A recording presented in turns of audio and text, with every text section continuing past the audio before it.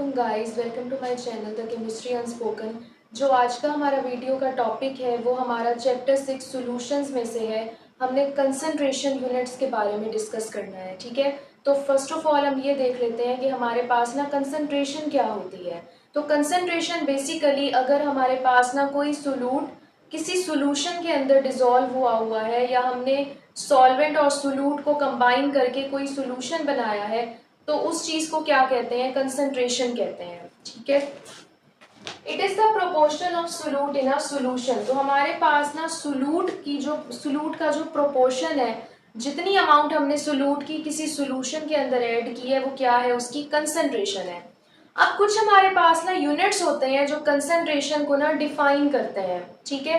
तो आपकी बुक में ना दो जो यूनिट्स हैं वो डिस्कस हुए हैं, एक आपकी परसेंटेज है और एक आपकी मोलैरिटी है। तो हमने उन्हीं को डिस्कस करना है। वैसे तो कंसंट्रेशन यूनिट्स और भी होते हैं, मोलैलिटी होती है, पीपीएम होता है, पीपी भी होता है, ठीक है। लेकिन आपकी बुक में सिर्फ दो डिस्कस हुए हैं, तो हम उन्हीं को डिस्कस करेंगे, ठीक है। तो हमारे पास ना फर्स्ट आ जाता है परसेंटेज। परसेंटेज क्या होता है कि अगर हमारे पास ना अमाउंट ऑफ सोलूट जो है वो 100 पार्ट्स ऑफ सोल्यूशन में डिसॉल्व हुई है, तो उसको हम क्या कहते हैं, परसेंटेज कहते हैं, ठीक है। तो इसकी हमारे पास क्या डेफिनेशन है, the amount of सोलूट present in a solution in terms of percentage. कि हमने परसेंटेज ली हुई है कि हमारे पास ना एक स्पेसिफिक अमाउंट है सोलूट की, जिसे हमने 100 पार्ट्स ऑफ सोल्यूशन में क्या किया हुआ है, डिसॉल्व करवाया हुआ है, ठीक है। इसीलिए इधर इन टर्म्स ऑफ परसेंटेज जो है वो मैंने मेंशन किया है। तो हमारे पास है परसेंटेज की ना टाइप्स आ जाती हैं। एक हमारे पास परसेंटेज होती है मैस बाय मैस। तो इसका क्या मीनिंग है हमारे पास कि अगर हमने ना नंबर ऑफ ग्राम्स ऑफ सोलूट को किस में डिसॉल्व करवाया हुआ है, number of grams of solution में, ठीक है। यानी हमने जो सोलूट लिया हुआ है वो भी ग्राम्स में है और सोल्यूशन भी क्या है, ग्राम्स में है। तो हमारे पास ना उसको हम क्या कहते हैं, percentage mass by mass. It is the number of grams of सोलूट present in 100 grams of solution, ठीक है। तो हमारे पास इसका फॉर्मूला क्या होगा, mass of सोलूट divided by mass of solution multiply by 100। और हमारे पास ये दोनों किस में होंगे, ग्राम्स में होंगे, ठीक है। तो इसे हम क्या कहते हैं, परसेंटेज मैस बाय मैस, कि हमने मैस बाय मैस की परसेंटेज ली हुई है। सेकेंड हमारे पास टाइप है परसेंटेज मैस बाय वॉल्यूम। अब इसका क्या मीनिंग है कि हमारे पास जो सोलूट है वो मैस में होगा, यानी हम मैस ऑफ सोलूट ले रहे हैं, और सोल्यूशन का क्या ले रहे हैं, वॉल्यूम ले रहे हैं। तो हमारे पास आ जाता है इसकी definition, it is the number of grams of सोलूट dissolved in 100 cm cube of solution. कि अगर हमने ग्राम्स में सोलूट लिया हुआ है, ठीक है, और उसको हमने 100 cm क्यूब सोल्यूशन में डिसॉल्व कर दिया है, तो वो हमारा क्या है, परसेंटेज मैस बाय वॉल्यूम है। इसका हमारे पास फॉर्मूला भी लिखा हुआ है, mass of सोलूट over volume of solution multiply by 100, ठीक है। नेक्स्ट हमारे पास है परसेंटेज वॉल्यूम बाय मैस। अगर हम क्या करें, हम सोलूट का वॉल्यूम ले लें और सोल्यूशन का क्या ले लें, मैस ले लें, तो हमारे पास वो क्या होगा, percentage volume by mass. It is the volume of सोलूट dissolved in 100 gram of solution. अगर हमने सोलूट का वॉल्यूम लिया हुआ है, ठीक है, और 100 ग्राम हमने सोल्यूशन लिया हुआ है, तो हमारे पास क्या कंपोजिशन बनेगी, परसेंटेज वॉल्यूम बाय मैस। और इसका फॉर्मूला क्या होगा, volume of सोलूट over mass of solution multiply by 100, ठीक है। नेक्स्ट हमारे पास है परसेंटेज वॉल्यूम बाय वॉल्यूम। अब इसमें हमारे पास जो सोलूट है वो भी वॉल्यूम में हम लेंगे और अपना सोल्यूशन भी वॉल्यूम में लेंगे। It is the volume of सोलूट dissolve in 100 cm cube of solution. इसका फॉर्मूला आ जाएगा volume of सोलूट by volume of solution multiply by 100, ठीक है। तो ये हमारे पास ना परसेंटेज के हिसाब से ना टाइप्स थी कि हम कैसे सॉल्यूशंस बना सकते हैं अगर हमने परसेंटेज कंपोजिशन के हिसाब से ना सॉल्यूशंस बनाने हैं। मैस बाय मैस से भी बना सकते हैं, मैस बाय वॉल्यूम से भी बना सकते हैं, वॉल्यूम बाय मैस से भी बन सकता है, और वॉल्यूम बाय वॉल्यूम से भी बन सकता है, ठीक है। सेकंड हमारे पास जो कंसंट्रेशन यूनिट आ जाता है वो है मोलैरिटी। तो अब हम उसे डिस्कस कर लेते हैं।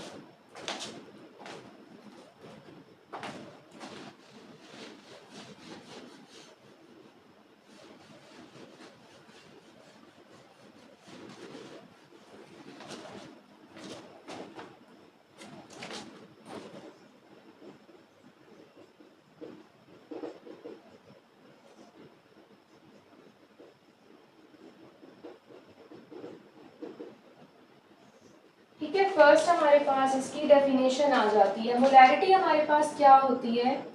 The number of moles of solute dissolved in 1 decimetre cube of solution.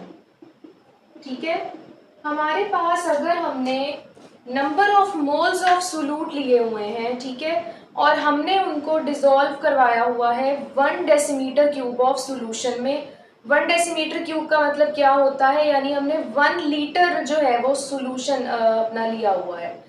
ठीक है, तो हमारे पास जो यानी कंसंट्रेशन बनेगी वो क्या होगी? मोलैरिटी होगी। ठीक है, नेक्स्ट हमारे पास इसकी एग्जांपल आ जाती है कि अगर हमने 1 मोलर सॉल्यूशन बनाना है, ठीक है, 1 मोलर सॉल्यूशन ऑफ NaOH बनाना है हमने, तो हम क्या करेंगे? हम NaOH के सबसे पहले नंबर ऑफ मोल्स जो है वो फाइंड आउट करेंगे। ठीक है, तो हमारे पास 1 मोलर सॉल्यूशन ऑफ NaOH का क्या मतलब होगा कि हमने 40 ग्राम ऑफ NaOH को किसमें डिसॉल्व किया है? 1 डेसीमीटर क्यूब ऑफ वाटर में डिसॉल्व किया है। ठीक है, तो हमारे पास ये क्या बनेगा? हमारे पास ये 1 मोलर सॉल्यूशन बनेगा NaOH का। ठीक है, ये हमारे पास एग्जांपल है। नेक्स्ट हमारे पास आ जाता है फॉर्मूला।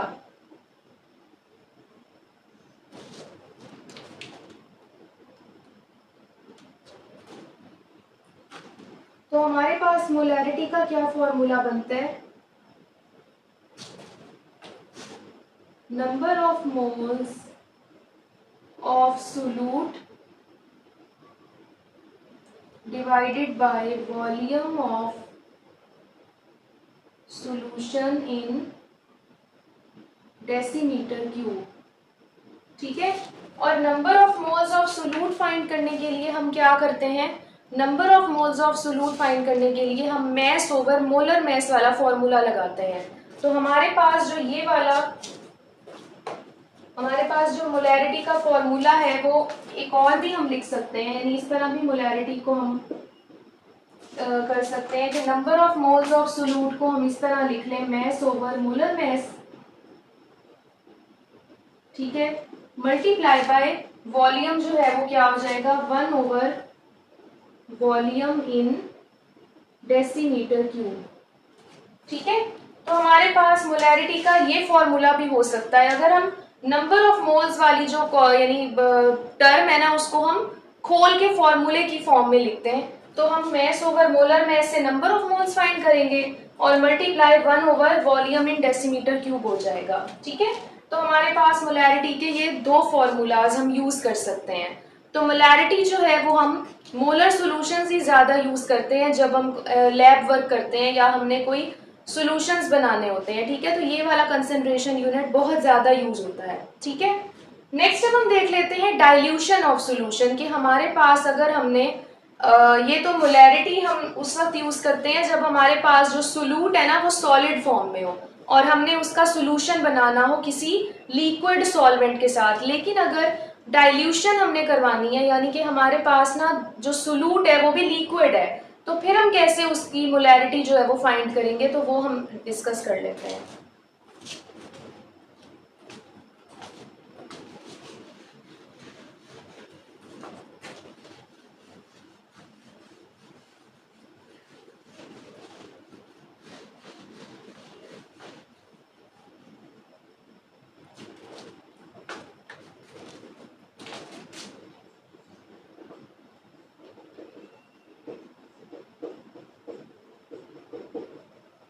डाइल्यूशन ऑफ सॉल्यूशन, तो अब हमने अगर कोई हमारा लिक्विड सोल्यूट है और उसको हमने डिसॉल्व करवाना है 1 डेसीमीटर क्यूब ऑफ सॉल्यूशन में, तो हमारे पास फॉर्मूला होता है M1V1 is equal to M2V2।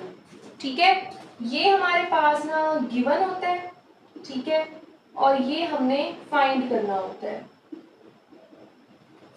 ठीक है, तो हमारे पास जो M1 है वो अक्सर ऐसा होता है कि M1 जो है वो हम किसको करते हैं, यानी हमारे पास ना मोलैरिटी जो दी होती है, गिवन होती है, उसको हम m1 ले लेते हैं, ठीक है, और वॉल्यूम जो दिया होता है उसे भी v1 हम ले लेते हैं, और जो m2 v2 है उसे हम ना टू फाइंड वाली जो क्वांटिटीज है वो अज्यूम कर लेते हैं कि हमने ये वाली साइड जो है वो टू फाइंड वाली रखनी है और ये वाली साइड हमने गिवन वाली रखनी है।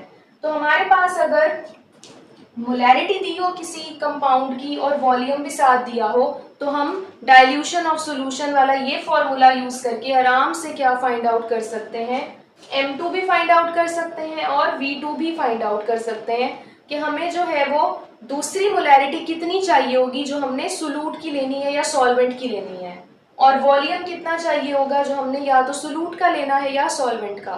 ठीक है, तो हमारे पास m1 v1 और m2 v2 वाले फॉर्मूले से हम आसानी से फाइंड आउट इसको कर सकते हैं, और इस फॉर्मूले को हम क्या कहते हैं, डाइल्यूशन फॉर्मूला भी कहते हैं।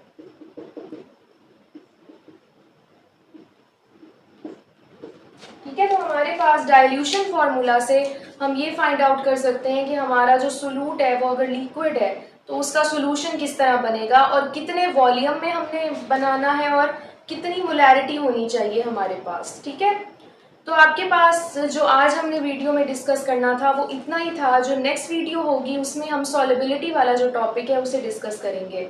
तो मुझे उम्मीद है कि आपको वीडियो बहुत अच्छी लगी होगी। मेरे चैनल को ज़रूर सब्सक्राइब करें और मेरी वीडियोस को लाइक भी करें और अपने दोस्तों के साथ भी लाजमी शेयर करें, और कमेंट्स में भी मुझे लाजमी बताएं कि आपको वीडियोस कैसी लगती हैं, और अपना ख्याल रखें। तब तक के लिए अल्लाह हाफ़िज़।